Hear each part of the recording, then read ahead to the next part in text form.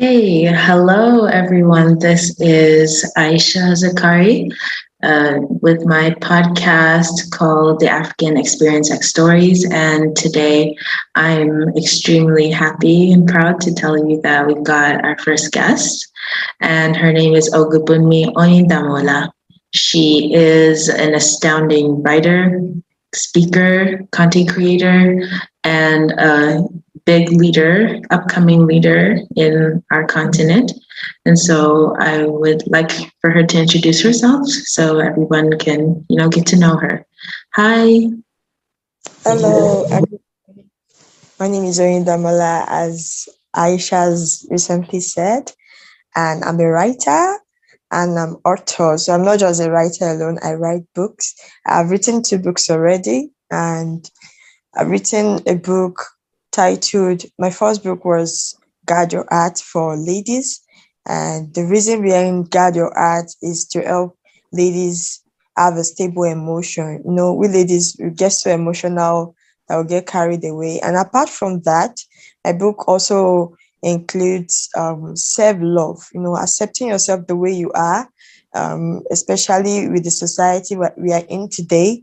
We have different ways that we believe that beauty has a standard, but I believe that beauty is in the eye of the beholder, and beauty is from the inside out. So it's more about what you feel about yourself that people would see.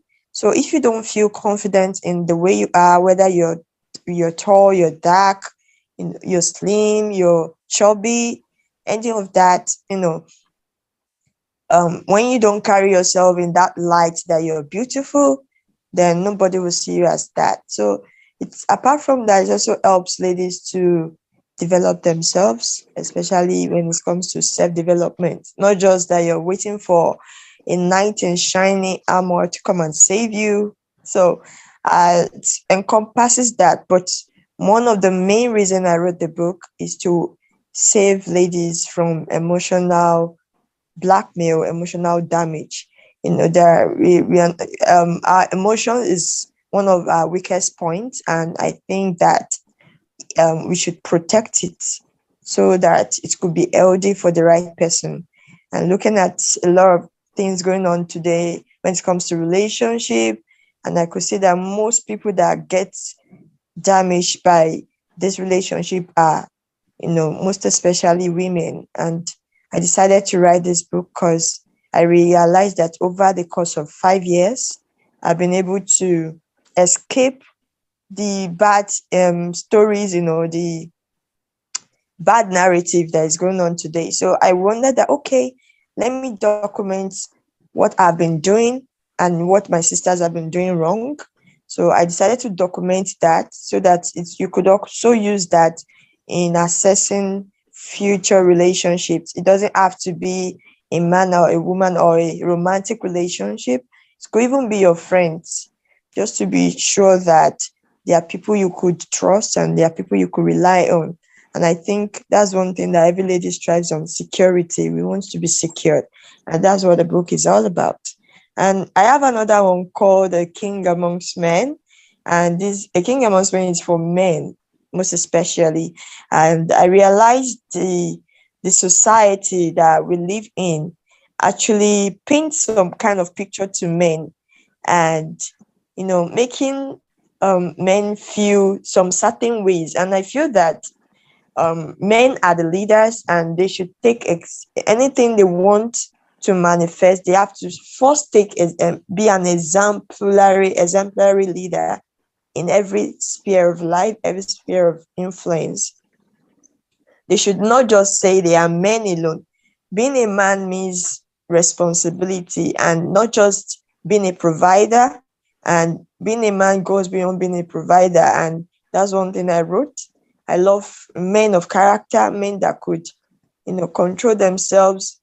And it's much more than that. I also add a bonus for men, because most men think that there are not good ladies out there, just like ladies also think that there are not much good men out there. So I just told men that, okay, this is what you should look out for when you are trying to look out for a lady or something like that. So, but it's focused more on building character for men, and also changing the societal beliefs, that that men are, that is circulating the society. Some beliefs that are very toxic. Like, for example, Yes, but there must be an order. Are men following that order?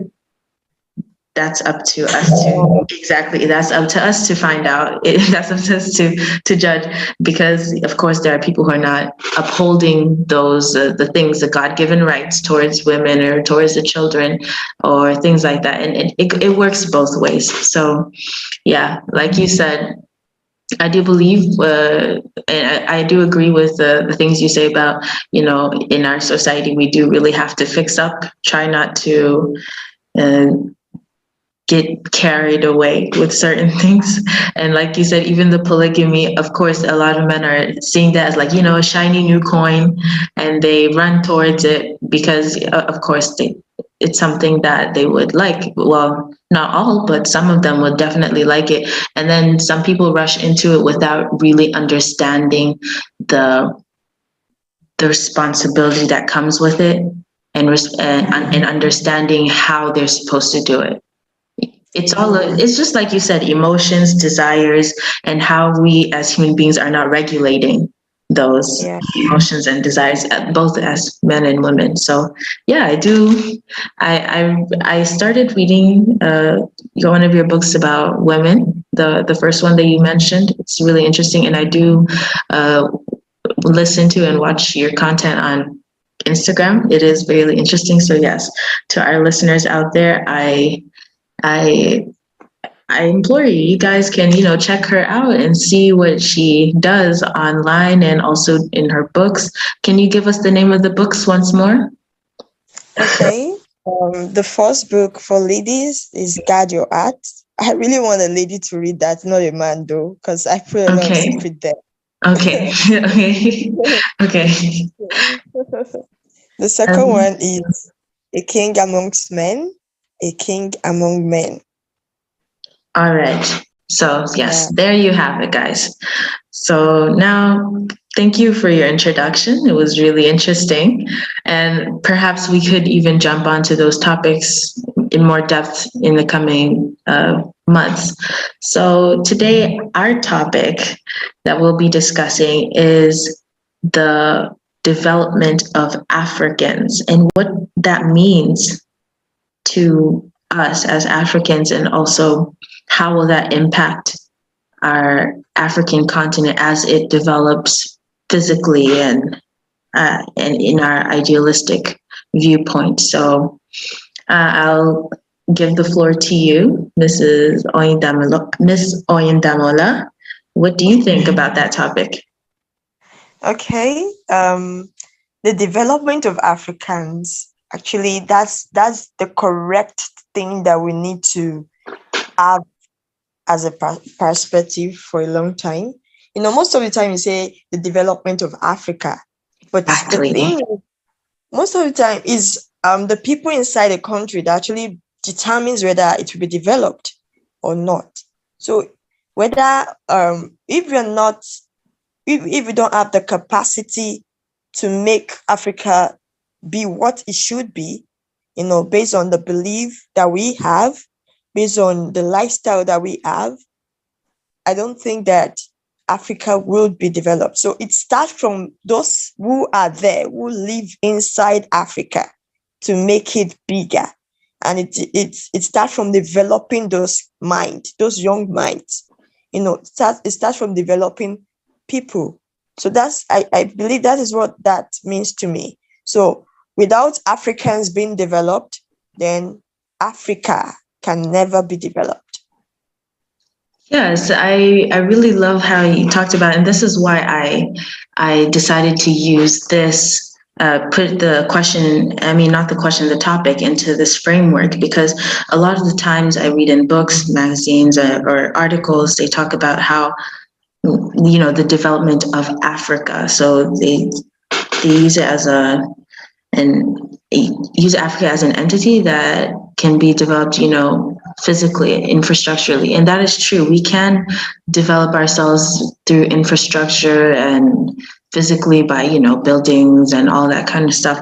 But I can't help but stop to think that that might not be the true and real development that we should be looking at and looking for, especially for us Africans. And you said young minds, and we talked about how it is true that yes, the African continent is developing in its own ways, but it's also another fact that a lot of us, most of our population, are young people, and it seems that the world is moving in a different direction. And how does that impact our youth? And what are we going to do to, put our 2 cents into making sure that our continent works for us, for the world, but mostly for us because we're from this continent.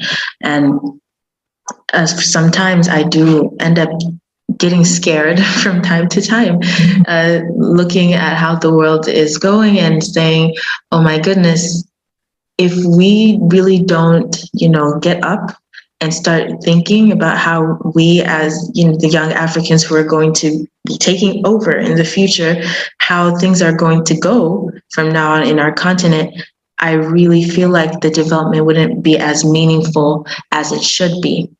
So what ways do you think that we as young Africans, African leaders, or just Africans in general should do to develop ourselves? Okay. Basically, when it comes to educational sector, and I wasn't saying that Africa is not developed educational wise, because with when I was reading some books, I realized that education even started from Africa, Egypt. That civilization started from Africa. So I think when it comes to developing ourselves, it's a personal thing. And I believe that it should start from us identifying our purpose first. Mm-hmm. I believe in purpose, and I believe that everyone is created for a reason, and everyone is created to solve a problem. So if you're going to develop ourselves, it should be in direction, in relation to where we are fit into. We're going to fit into. So for example, I am a writer and I write, so which means, and I speak, which means I need to work on my writing skills. I need to know how to write. I need to understand psychology because I'll be writing to human beings, not animals. I need to understand some certain aspect. I need to know how my writing could be impactful to other people. And I believe that if I bring my own part by doing my own part of the game and contributing my own quota to Africa with what I'm doing, and another person does the same thing, it might be in music, but their music heals the world. They sing to heal people, maybe people that are prone to suicide, people that are prone to depression. They're doing that. Before you know it, even the whole world will come calling for Africa. What about those that are very good when it comes to the engineering part of life? They're trying to, people that are good with technology, they could come up with innovative ideas. But the thing is our environment fits to develop in this kind of thing? And I believe that what actually makes an environment conducive is the people living in it and the set of mindsets. You see, Africa is a superstitious continent. We have this superstition that, that maybe somebody is doing you. So a lot of things really need to change about our mindset before we could actually get to the point where we could develop. We have, when it comes to religion, I'm not saying religion is bad, but there's some belief systems that culturally, African is a coat of many cultures. We have different cultures, And I'm sure that all these different cultures have their set of beliefs, and it has affected us. For example, I could Mm. say that Africans have this kind of belief system that maybe somebody, especially when you I like you have a grandma, one old woman back in the village, you just have this feeling that she is a witch and she doesn't want you to grow. Uh, I've heard of those kinds of stories. Yeah. I mean, that kind of mindset could actually limit our potential. I realized that we have not been documenting, people the so-called people that we call illiterate. They are very skilled. They have a lot of experience. But because we feel that we are now much more, we are in the technology age, the information age, we just think that we don't need them. I think we actually need the older generation to tell us where they are lacking, what they've done, and disadvantages, so that we could make much more impact. When you check the Western world, you notice that they're trying to make. I don't think there's any other problem they need to fix. The only thing they are trying to do now is to improve on their innovations. Like, for example, if they have, just like now we have Facebook. Facebook is trying to work more on their community, trying to make sure that we have access to much more people across the continent. Any technology that is going to come up now that is going to beat Facebook, it has to be better than it. And I think that's what they are doing now. They're trying to improve on their innovations. But how do we Okay. improve innovation here in Africa if we don't have what our old what's the name what our past generations have done, the older generation that we look at as illiterate or archaic? We need Mm. to know where they stopped. There was a time I met a man. This man is very, he's not even a professor. This is a different, this, you don't, the truth, what I realize is you don't need to actually study some things you don't have to go through school to study some things to actually be a professor of something. You could have a lot of experience, loads of experience about something that even professor comes calling for you. But this man is not educated. But I must tell you, I am educated, but he told me a lot of things. There are a lot of things that he has taught me that was wild. That if this man could have access to education, it would be more than this. This man has 30 years experience in farming. And if you see the way That's he amazing. plants and everything, I Yes. I I I I had to ask him, have you documented all this? He said no. So that means if this man should die, that knowledge will die with him. We need to work more on documenting the older generation, what they have done, so that we can continue from there and make things better. That's actually very true because I used to have deep conversations with friends and family about this. And, uh, you know, in our tradition or in our cultures around across the continent, a lot of us used to document things orally. I mean, just oral documentation, and then you sing hymns or different kinds of songs talking about the past and the future.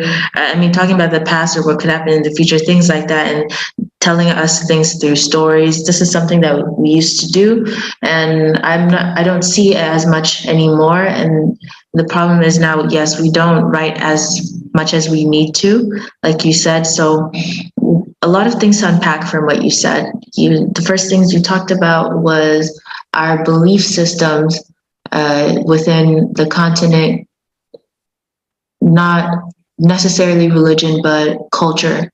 Yeah. Cultures as a whole could be holding us back.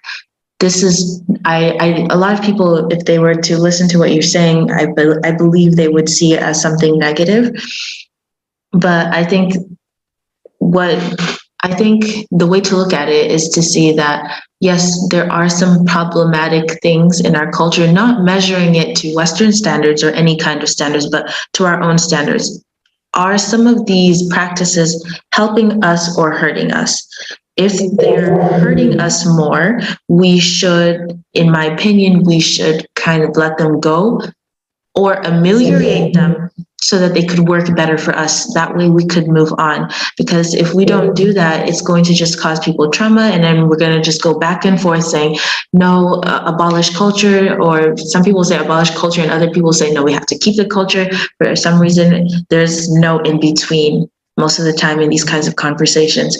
And I believe we need more in between solutions when it comes to that. Another thing you talked about, one of the first things you talked about was us making sure that we focus on improving ourselves and then becoming, civil servants or, civil servants to our own places. For example, you said you're a writer. So you're going to be writing books, you're going to improve on writing books, and this is, you're going to be helping your society or our society with that. And people who do engineering and all of that should be doing that as well. Now, my question here is that, what do you say to the people who do leave and who leave the continent to use their skills, and some don't come back? I see a lot of people coming back, but some don't come back. And there seems to be a lot of hate or a lot of disappointment towards those people, but they also have their own reasons.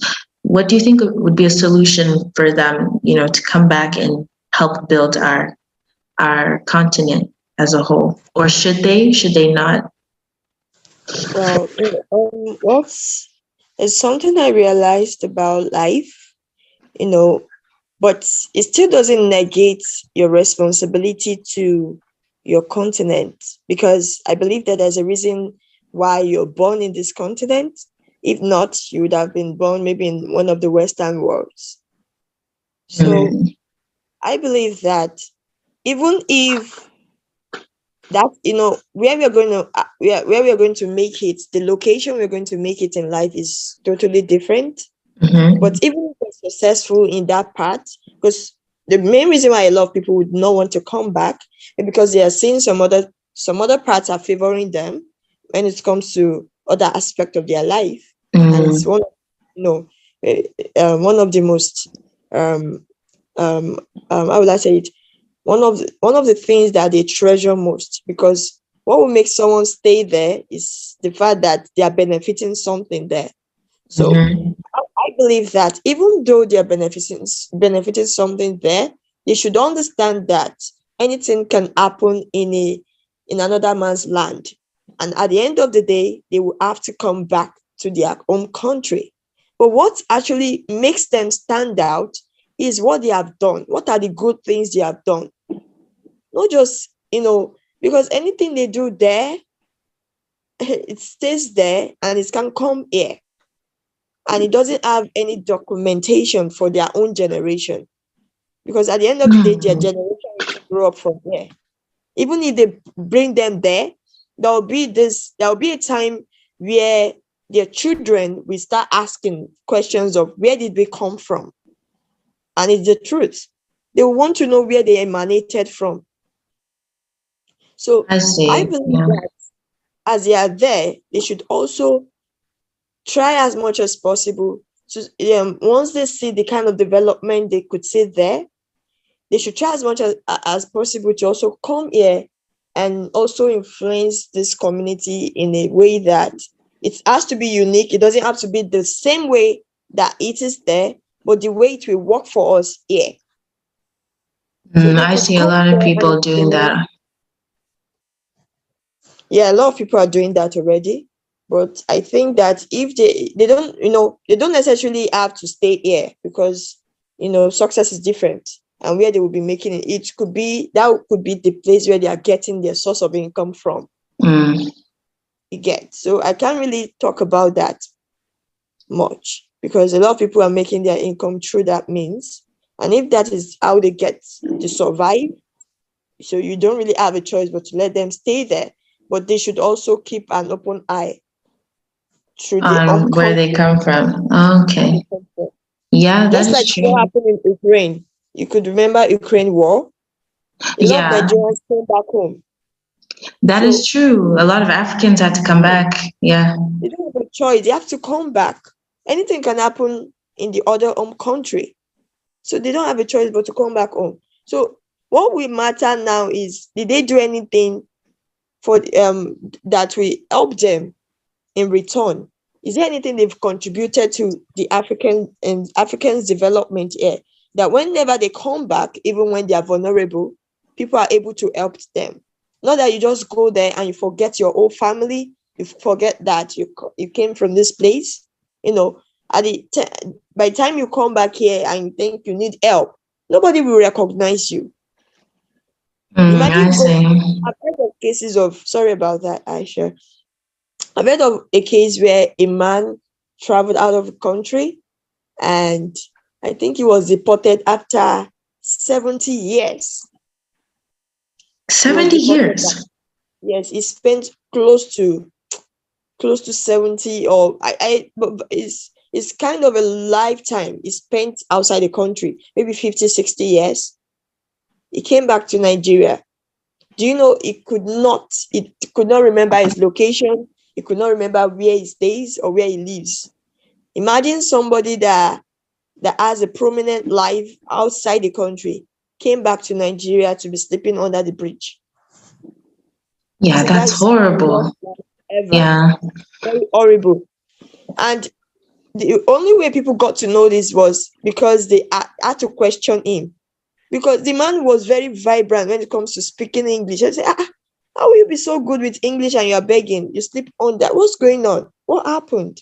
And he had to say everything. Yeah, that if he totally forgot home, you know. I think he married a white woman there, and the white woman sent. I don't know what happened. They had this divorce and things like that occurred, Mm, and they had to send him back home. And oh, at the end that's of the day, heartbreaking. I don't even remember his family because I just don't understand. That So is, very in some heartbreaking. cases, some rare cases, yeah, that does happen. And in most cases, the thing that I do see is that when people go abroad, most of the time, they don't really forget about their family. In this case, I'm sure, but most of the time, like, they always, in contact with their family members, sending money back to the continent. But yeah, like you said, it is true. Don't forget, like, always keep an eye on at least the continent, or try to um, put in a contribution, to the continent some way. I mean, it's hard for everyone. Can't really judge everyone under one lens, because everybody has their own struggles. Everyone has their own situations. But as you said, it's um, it's something that they need to do. Make sure that you keep that in your mind, the back of your mind, as you're going on with your life somewhere else. A, Okay. another topic I wanted to touch upon when it comes to the development of Africans is, do you think that we're too diverse to really get along? Because as you see, we're very culturally diverse, genetically diverse, and like diverse in everything.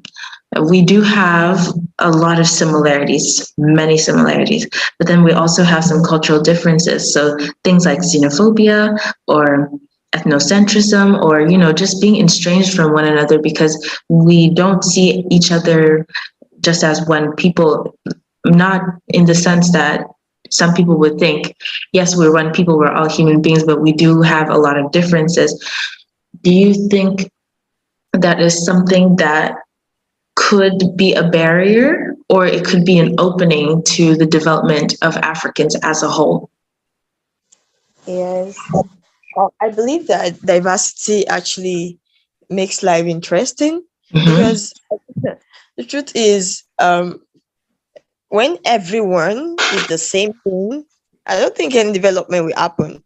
What actually makes a puzzle fix a puzzle is the different parts that we Pieces. bring to it, the different pieces, Yeah.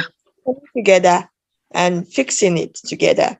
What I realize about Africa is we don't focus on ourselves. We don't try to know more about ourselves. One of the things we just try to know is nature, even nature itself, understand itself. You Yes. know, they understand themselves. They know the functions. It's just the different parts of a tree. They understand what they bring to the table. They understand what they do. The soil knows what it does to helps the plant to survive. The sun knows its function. That's why it comes day and night. The rain knows its function. Even seasons, weather, they know their functions. There are some plants that actually grow in the rainy season. There are some plants that grow during winter. And sometimes there are some plants that grow during the dry season. So I believe that nature even understands itself. So I love how you said that we don't seem to be taking as much time as we should to know ourselves, or we don't know ourselves as much as we should know ourselves. For example, we would be, consuming entertainment, a lot of, most of the time, entertainment or products or things like that from outside of the continent. And it is a known fact that a lot of us don't seem to value our own things as much. For example, you would see that if we had to choose between investing ourselves in products, investing our money in products for certain businesses here within our continent or within our own countries, compared to investing in products or services abroad, people would rather choose abroad in most cases because we feel like that is more professional or it's more refined than ours, or we just don't seem to trust our own things as much. And this is so unfortunate because I see that on the ground levels from young people to older people as well. Yes, that is slowly changing, but I feel like that is something that we really need to look at and uh, start believing within our own products as well. Another thing is knowing ourselves, like you said, our history. There was something that you said earlier. You were talking about uh, trying to speak to people the older generation, about the things that happened in the past or the knowledge that they have, or at least try to document those things so that we can learn from it, because that is knowledge. It is golden, and it is something that we can definitely use coming forth in the future. Because yeah, going forward in the future, and another thing disconnects from our own our own true cultures, like you said, the ethics that we have, uh, the certain responsibilities that we have towards family members or towards our own, in our own sphere. A lot of us are letting that go. And I feel like for us to be able to develop ourselves, I don't think that we necessarily should go backwards, but going forward doesn't mean that we should let go of everything that we have for ourselves. Like we should just, go on a clean slate. I feel like that is counterintuitive for ourselves, because if you see in a lot of other nations or, countries, for example, you'll see those people keep their cultures intact. Well, most of them keep their cultures intact. So you'll see that the place has developed, such as the buildings, the roads, and everything, but the people themselves know who they are. They know how to live, and they start actually taking pride within themselves. And I'm not saying pride as in I'm better than everyone else, no, but pride that I don't believe someone else, yeah, accepting myself, and I don't believe that someone else is better than me. I'm not necessarily saying that I'm better than everyone else, but that doesn't mean everyone else is better than me. Yes, you're unique. Yeah, that pride, it seems to be missing in a lot of us, and you'll see that it takes a certain things or certain shout outs from other continents or nations to say that, yeah, we are cool for us to be able to believe that. Or even if we do believe it, we didn't really vocalize that enough as much before, other Yes. people did. And I feel like that self-esteem for us Africans should grow a lot more. And I'm seeing it is actually, if you see in many countries such as uh, in Nigeria, or you go to Kenya, everybody's doing their own thing. I mean, even in other West African countries, everybody seems to like themselves, but it's a bit more fragile when you pit it up with other nations. Yeah. Yeah. So that, yeah, that is something we really need to rectify amongst ourselves.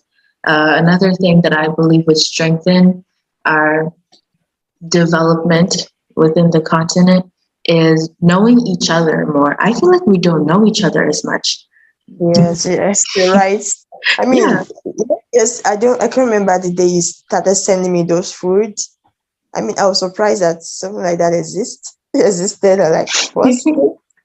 I Yeah. like, what are you eating? I said, eating chicken pie with mushroom, chicken pie stew with mushroom. I was like, what's that? I know that, but mushroom stew, that is chicken. Was like, seriously? And oregano. I mean, I can remember that one vividly. What is oregano? What is there? I really have not tasted a lot. I must, the first thing I want to do is I want to really travel around the whole African continent. I think I'm missing a lot. I have Yeah, to really, yeah. I mean, Oregano is something they usually find in Europe, but you can also find it in Mediterranean countries as well. So the and all those other, like you said, foods. There are things that we can learn from each other when it comes to foods. I have been to uh, a few African countries within West Africa, of course, and I've seen that a lot of the foods are completely different. Some of them we do seem to all like rice, yeah, and yeah, otherwise, that's something stereotypical. And but the stews that we have are different, and the yeah, education that goes behind it is a bit different. Why they eat it or what it does for their systems and stuff like that. And you'll see that not just when it comes to food, but also when it comes to customs or how we look. You'll see that we associate ourselves with certain stereotypical looks. So, yeah, this is what an African should look like because that is what people are used to seeing maybe in the media or maybe just within their own countries if they haven't traveled that much. And then they see someone else looking a little bit different who are very much Africans, but some people wouldn't be able to, how do I say, they wouldn't be able to fathom that this can also look like an African as well. So that I think we should be more open-minded to a lot of the things that we also our customs. Uh, our customs are similar, but can be different, maybe extremely different or sometimes extremely similar, and then sometimes in between. I feel like that hopefully that doesn't pose to be as a problem because you see a lot of the times most of the issues nowadays are like ethnic clashes or this person doesn't believe in what I believe and things like that, and then we we hate each other or things. And yeah, that's something that you see in media most of the time, but if you are on the ground, it doesn't happen all the time, but there a good portion of what happens within our day-to-day lives in society, that is something discrimination when it comes to the different ethnicities, uh, ethnocentrism, those kinds of things. I believe that once we embrace how we're different, like you said, the pieces of the puzzle, we can be more open-minded to holding hands and moving towards a better future for ourselves. Now, what I mean by us us not knowing much about each other, for example, geography or things like what is going on in another African country. For example, I met someone earlier this year and she's an amazing person. She's from Cameroon. And as soon as she told me she was from Cameroon, I said, wow, that's amazing. And I said, are you okay? Well, how's the war going over there? And she was so surprised that I knew about the war that's happening over there. And it just goes to show that most of us don't really know about the things that are going on, the socio or geopolitical things that are going on within the other countries or the customs. For example, other things like my country, for example, Niger, a lot of people don't even know that it's on the map, and these are Africans who wouldn't know that. Or it's really funny because it's like we're all living on this continent, but we're all living in our own tiny little bubble, and we're all saying that we must develop, Africa must develop, but we don't even know about the other places in Africa. So how are we supposed to develop if we don't even know? People really need to go deeper and deeper and think inwardly before they start saying some things. Because Yeah. without knowing ourselves, how do we develop? How do we start? Where do we start from? You just start from knowing each other first. We need to mingle, know each other. In fact, there should be how will I say, there should be, just like when you want to go to any European country, there's this passport you can use to go to any country, especially in European country. That's one of my pet peeves, actually, because there was a time when my dad decided to travel to a different African country, and then he said that he needed to get a visa. And I was young at that time, and I said, "A visa? Why would you need a visa to go to another African country?" And then that's when they explained to me that, yeah, you need visas. I said, so we don't have special rights? Yeah, there Like, could be a no. special visa for an African to go to other African country. That would make it easier to actually travel. You don't need to go through the stress of getting something, but there will be a universal visa for each Africans that lack that Yeah. wants to explore and Yeah, wants we to know have that actually within West Africa. You see the, I think, ECOWAS, or is it, yeah, the ECOWAS or something like that. So someone with a Senegalese passport can enter Nigeria because we're all part of the ECOWAS region. There are still obstacles, actually, because they do make you pay when you're not supposed to.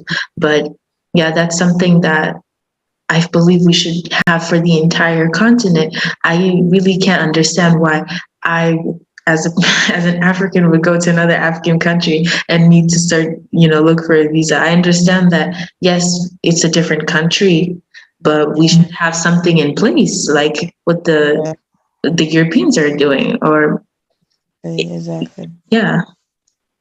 Another But thing. Oh yeah, yeah. You were saying. you said something. Yeah, I wanted to say, like, another thing that I believe would really help us a lot are our languages. Yes. Speaking our languages more. I do see the benefits of using foreign languages such as English. You see, for example, now I am seen as a francophone because I come from a francophone country, even though I've traveled and learned English more. And you are from an anglophone country, or yeah, an anglophone country, and we're both able to communicate using English. So yes, that is definitely something beneficial for us. It helps us a lot. But speaking our languages more would have such a huge impact on the youth, and I believe that would make us stronger. What do you think? Yes, you're right. What I noticed, I will explain this. Mm. The language part of it, I realized that, an opportunity came. I think that was it on yesterday? Yeah. We went for an outreach, like we went to reach out to the poor in Mm. our church.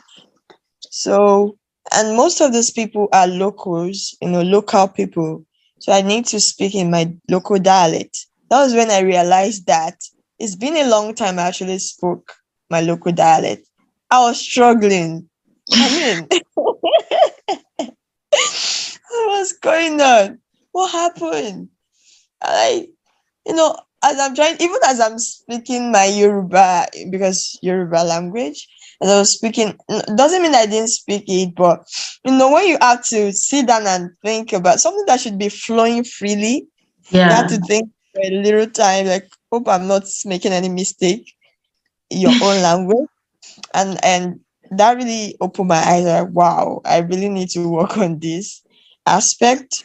Doesn't mean that I've forgotten my language completely or totally. Mm-hmm. Just that, I need to use it more. Doesn't mean that it would affect my English. What most people think is that it will affect their English. I mean, their spoken English, but it doesn't. No, I think you can actually learn six languages, more than six languages. Yeah, that it You know, is. It is actually something that a lot of people can do. Many people are doing that. A lot of people speak eight languages or seven, six languages. And something I noticed about when going to school is that we tend to refuse to speak our local languages. I remember being in a school where they punished a student for speaking, they said vernacular English by the yeah. pidgin. Yeah, Vernacular. and That needs to stop too. they praised the students who only spoke quote unquote proper English, and it was fascinating to me when I saw it at that age because I I realized that it's kind of damaging for our Yeah, youth because now we look not just vernacular but our own languages. So if you speak that at school and they punish you or they tell you like it's looked down upon, and a language, foreign language is like regarded higher, that's it. it impacts your psychology and you feel like maybe my language is not all that, maybe it's not that important because everyone says education is important, but Yeah, you don't associate your local languages with education, which therefore kind of makes it look like your local language is not important. exactly. So, yeah, and I do understand because if we were to all just drop the English or French or whatever and start using our own languages, then we'd have to have our books written in our own languages. And we go back to that point where you said that we need to start documenting things on our own more. Exactly. And then That is also what doing we that in do. our language. It's just as if we are moving in circles. When you're moving in Yeah, circles, like you're repeating the same problem, the same thing that the same problem that older generations have committed, the same atrocities. I feel that if we document it, we will know where to fix what works and what not works. It will be much hmm, easier. There's something to lay a foundation on. But when we don't document it, and imagine people of 80 years, but thank God some people are standing up now. They've started documenting some hmm, places, some things. But I think we still need more people documenting things in different sphere, in different speed, and in different field. We need people to document ideas, document people's innovations has been there for 50, 80 years. Most of the time I realize that we get our most of our documentation from outside the country. They are not the one to tell us what is going on here in Africa. Even if I exactly. no matter I used to say something, no matter the amount of foreign books I read, because I do have foreign books with me, they can't actually. I had to sit down on my own and see how what the information I get from there, how it's going to work for Africa. How can we fit the same psychology into Africa that it will work? We don't necessarily have to go through the same route. We can actually make Exactly. things work differently. The principle they use is right, is correct. That means that it just saves us less time. We don't have to go through the number of years they had to go through to get to what they had to achieve. We can just understand what they're trying to do, and we could now bring it here, not the way they want it to be here, but the way it would affect us here positively. Exactly. I think we had a conversation about this once, and we're moving on to our last topic about this. Our last subtopic about the development of Africans. What you said was brilliant. I have been saying this for a very long time, and I'm not sure it's it's something that could work. But I feel like, how everyone says that, the future is Africa, yada, yada, yada. And then a lot of foreigners are coming back, they're investing and everything. And I see that this is, how's that going to work for us who are actually from here, who are actually living here and things like that. And I tend to look at how they have developed their nations or their continents abroad. For example, in Europe, the industrialization, but the industrialization movement. But then you see that there were problems within that, the industrialization, which brought upon more development and infrastructure, and that is something that if we were to repeat those same mistakes and then or we were to do exactly what they did, it would be catastrophic, not only for our people but also for the environment as well, because we're also facing global warming and lots of other issues when it comes to the earth and the climate change and everything like that. So like you said, the best way, in my opinion, to do it is to look at what they're doing or what other people are doing, not just only looking at what they're doing, but look at what everyone's doing in general. See how they use that to work out for them. Take the fundamental parts of how they developed themselves, bring it here, integrate it for ourselves the way it would best serve us, and then implement it in our own way. I read that a lot of Asian nations have done that. For example, in China, I used to read that they would send, some scholars to travel to Western countries or around the world, look at how the people are working, look at how the people are doing their things, look at how they're developing, study, study, study, go back to their nation, which is in China, implement it. But the really cool thing is that they did not lose themselves 100% while doing that. They still have their belief system and everything. So they brought the development, but they didn't bring everything else that came with it. They used whatever they found and studied to work for them, not just work. And that is something that I believe that we should do as well. And I think now we also have the tools and technology to develop ourselves in a more eco-friendly way now. Because now we have more alternatives to expand our ideas and to implement those ideas without necessarily hurting our environment and the land around us. So that is something very interesting to unpack. I feel like this is a topic that should be spoken about in several episodes and not just one, because it's huge.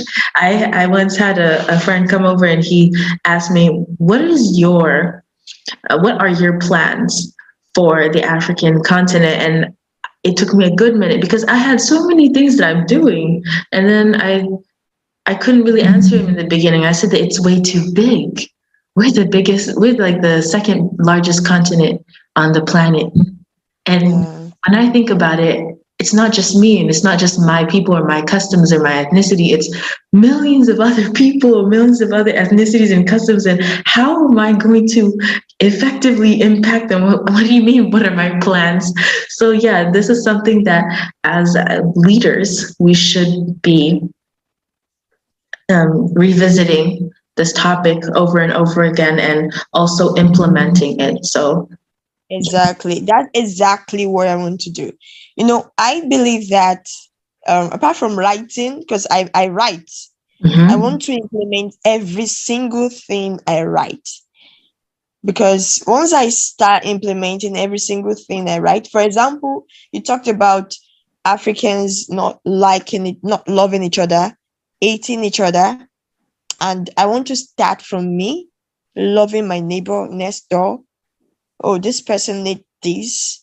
Or, sometimes, most of the time, we blame the government for everything. And that needs to stop because we are the government anyway. exactly. So we all determine whether it's going to work or not. Because just imagine, for example, somebody that is just coming up, let's say an upcoming artist, Mm-hmm. you have the capacity to help them financially. Even if you don't have the capacity to help them, the little token, even if it is a word of encouragement, even if it is just a little amount of money that you give the person, it keeps the person going. Like, wow, there's something, okay, this thing, oh, it's gonna work out. I realize that most Africans don't invest in themselves. They Mm-hmm. don't invest in themselves. And that is why we are at this stage. No, most people just want to draw each other back. You're just not happy for the other person.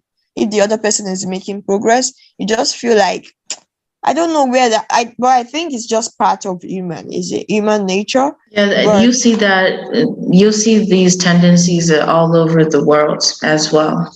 yeah, it's all over the world. But Mm-hmm. some certain places that they are able to shrink it. But Mm-hmm. here I feel it's more volatile. They're able to put it in a box, they're able to contain it. It's actually normal, because sometimes I feel this envy, but I don't act on the feeling. I feel envied, I feel like I'm envious of somebody, but I don't act on the feeling. Acting on the feeling of envy the other person, what I do is admire the person. That, wow, okay, if I say that I loved, the reason why I envy this person is because I love the result they are getting. But the truth is, there's something behind the result. There's some works they've put into themselves. So what I could say is to tell them that, oh, you're trying, you're doing this. Wow, I'm getting blessed by what you're doing. And I think that that word can even keep them going. Maybe they are even at the point of giving up. Most times we don't see ourselves the way people see us. You Yeah, know, yeah, that is because we are biggest antagonist, or how will I say it?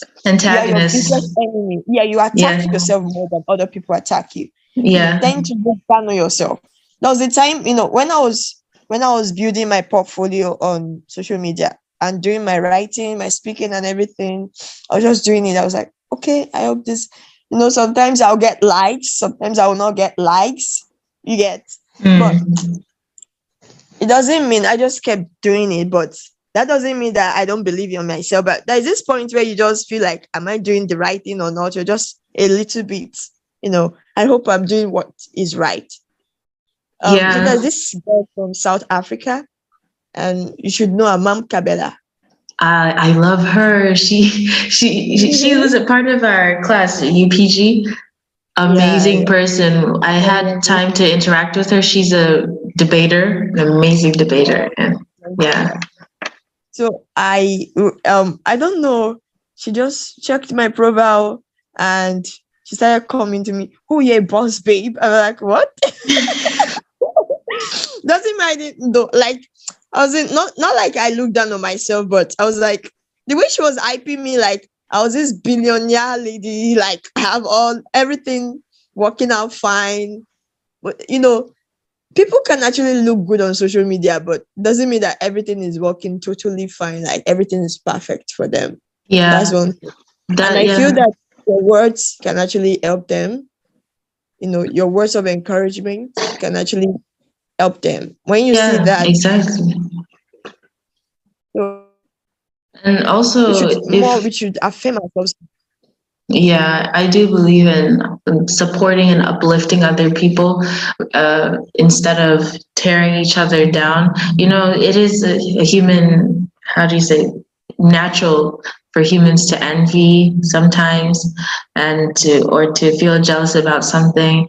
Especially like if you see someone who's doing something great, we a lot of people tend to envy that, but I think the best thing that you could do, especially we as the youth in Africa, something that we could turn around for in our generation, because it's like you said, is really volatile here. When you see someone who's doing something great or spectacular or fantastic, of course you are going to have like a little twinging feeling within you, saying like, that could have been me, or why this person is doing great things, and you tend to look down on yourself. And then some people, they just internalize that, and then they look down on themselves. And then other people tend to take those negative feelings and put it on the person that's actually doing the great things. And that is something very dangerous. If you see someone doing something amazing, or you see someone that you think is cool or awesome, or is working hard, instead of trying to pick apart and tear that person down, because that person, of course, is not perfect. The person is definitely has their own shortcomings. Of course, everyone's like that. Instead of trying to find their shortcomings, or trying to expose them for that, or trying to destroy them, learn from these people. Exactly. If you can't go up to this person and be nice to them because you're jealous, look from afar and learn from this person. What is this person doing that I'm not? Maybe that's why they're excelling. How do I excel? How do I implement what they're doing? Because you can see somebody is really, they're carrying a load on themselves, and they're carrying it really well, and they're doing a lot of amazing things out there, but you don't know how hard it could be on that person, or how hard they are on themselves to actually get those amazing things done.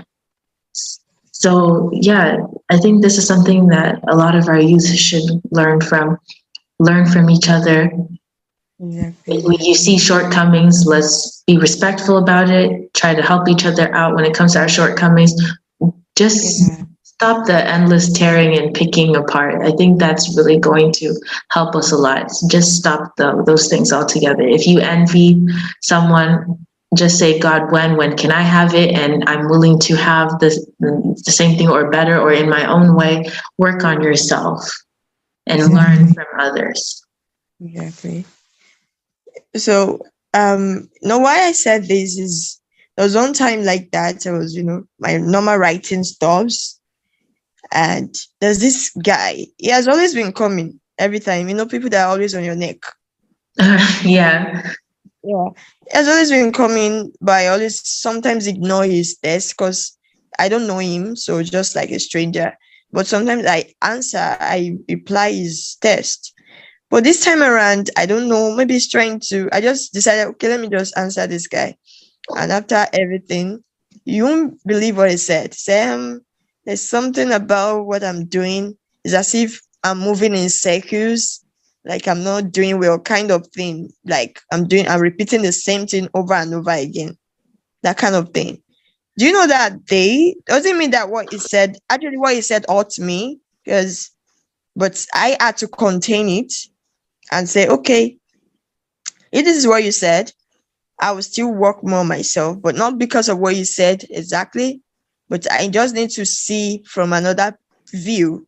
You get that kind of thing. Mm-hmm. So I just saw it as even though you might be mouthing what I'm doing, I just see that I think his focus is for me to stop doing what I'm doing. Maybe what I would say, what he said, will make me stop doing it. But even enhanced it. It gave me more motivation to do it. Because when people dare me and tell me I'm not going to do something, that's when I decide to even do it more.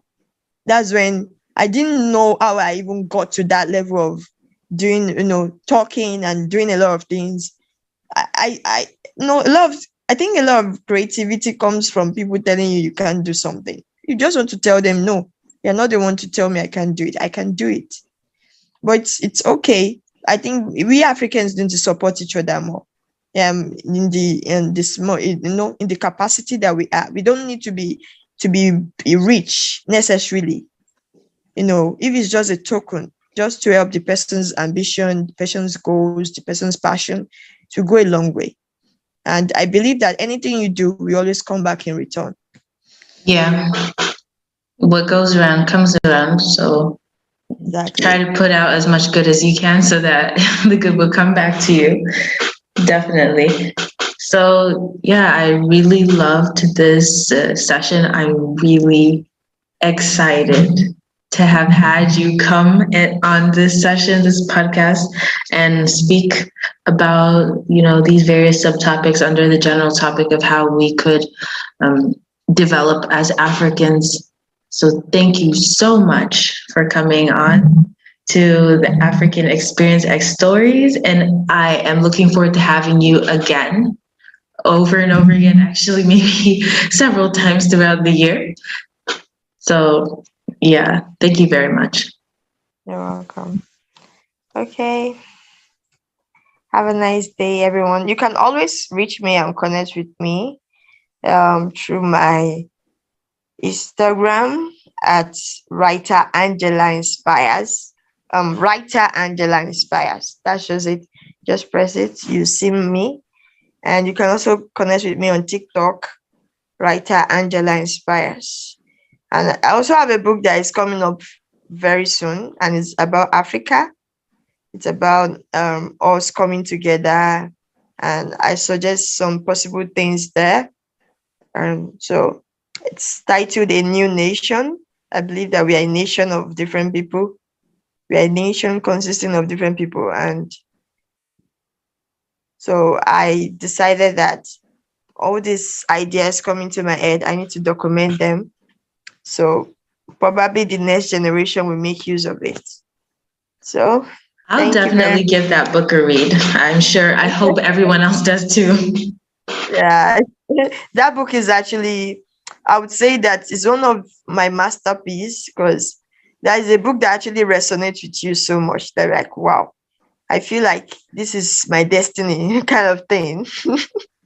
So that book, I'm putting a lot of work into it. Like I could realize that I do a lot of research, reading a lot of books, psychology, humanity, a lot of thinking, a lot of brainstorming for this book.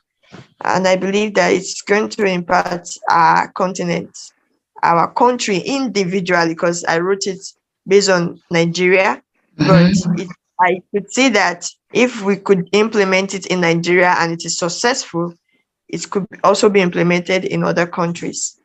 So it's really great having talking to you and having this conversation. Yeah, I think it's time to go. Yeah, it's time to go. Bye.